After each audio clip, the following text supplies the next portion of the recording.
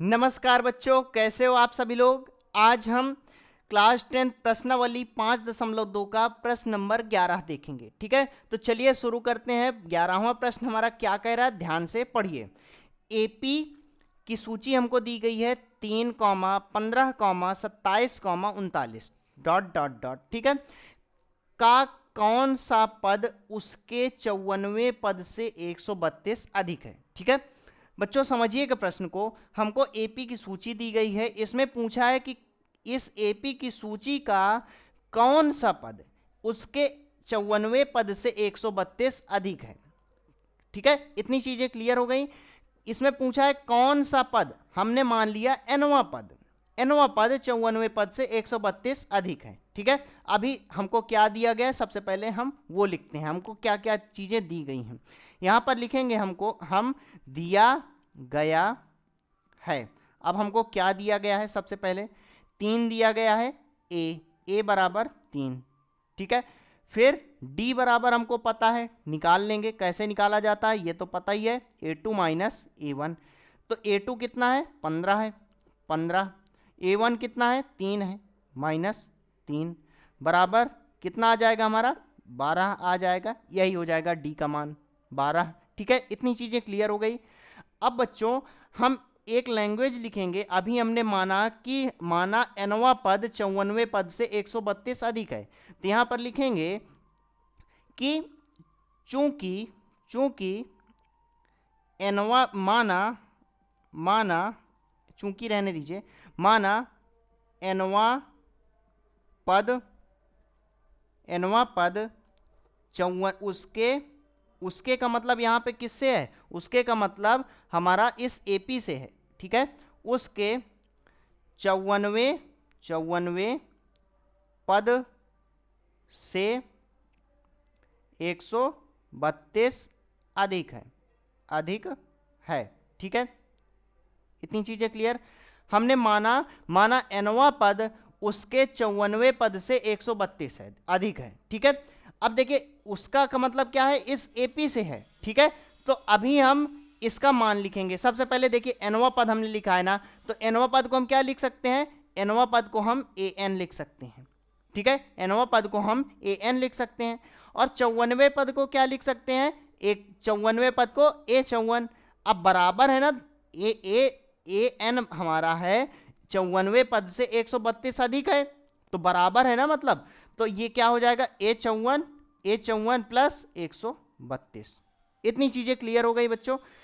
अब आगे समझिए, ए 54 ए एन का मान, ए एन का फॉर्मूला हमको पता है, ए एन का सूत्र हमको पता है कि ए एन बराबर होता है ए प्लस एन माइनस 1 गुणे डी। ये हमारा ए एन का फॉर्मूला होता है, ए एन का सूत्र होता है। ठीक है, बराबर लगाए, बराबर लगा दिया। ए 54 को हम क्या लिख सकते हैं, ए 54 को लिख सकते हैं ए प्लस 53 डी, लिख सकते हैं, बिल्कुल। प्लस लगाए, प्लस लगा दिया। 132 को हम ऐसे ही लिख देंगे 132। ठीक है, इतनी चीजें क्लियर हो गई। अब ए का मान क्या है, ए का मान 3 दिया है, 3 लिख दिया हमने। प्लस एन का मान हमको नहीं पता, एन निकालेंगे, एन ऐसे लिख दिया, माइनस 1। डी का मान क्या है, डी का मान 12 है, 12 लिख दिया।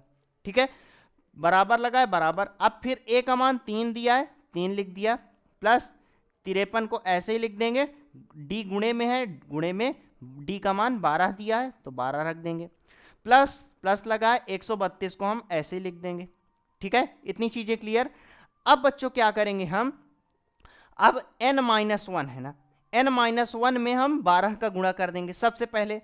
तो क्या होगा, 3 प्लस ये 12 का जब गुणा n में होगा तो ये हो जाएगा 12n। ठीक है, फिर 12 का गुणा 1 में होगा तो ये हो जाएगा हमारा 12। ठीक है, इतनी चीजें समझ में आई। फिर बराबर लगाए, बराबर लगा दिया।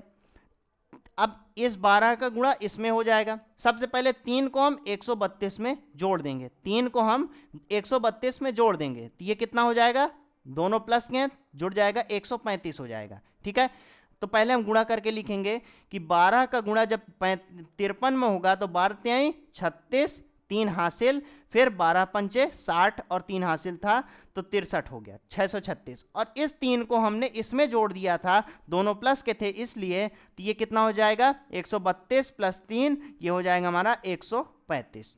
ठीक है, इतनी चीजें क्लियर हो गई। अब बच्चों क्या करेंगे, इन दोनों को हम आपस में जोड़ घटा देंगे। कैसे, ये प्लस का है ये माइनस का है, तो माइनस वाला जब बड़ा है, ठीक है, तो जब घट जाएगा तो ये कितना हो जाएगा 12n माइनस 9। ठीक है, ये माइनस का था ना इसलिए। अब बच्चों बराबर लगा है, बराबर ऐसे लिख देंगे 636 प्लस 135। इतनी चीजें समझ में आ गई। अब बच्चों आगे सॉल्व करेंगे तो आगे हमारा क्या हो जाएगा, आगे सॉल्व होगा तो आगे हमारा होगा इस 12n को ऐसे ही लिख देंगे 12n। ठीक है, अब ये जो माइनस का 9 है ना, इस माइनस के 9 को हम इधर लाएंगे बराबर के बाद, तो इन दोनों को सबसे पहले जोड़ेंगे तो ये कितना हो जाएगा, इन दोनों को जोड़ने पर हो जाएगा 6 5 11, 6 5 देखिए 6 5 11 की 1 हासिल 1, ठीक है, 3 3 6 और एक हासिल था तो कितना हो गया 7।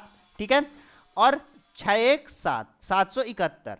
और ये जो ये प्लस माइनस का 9 है ना, इसको हम इधर लाए थे, ये तो ये प्लस का हो जाएगा, चिन्ह बदल जाता है हमेशा याद रखिए।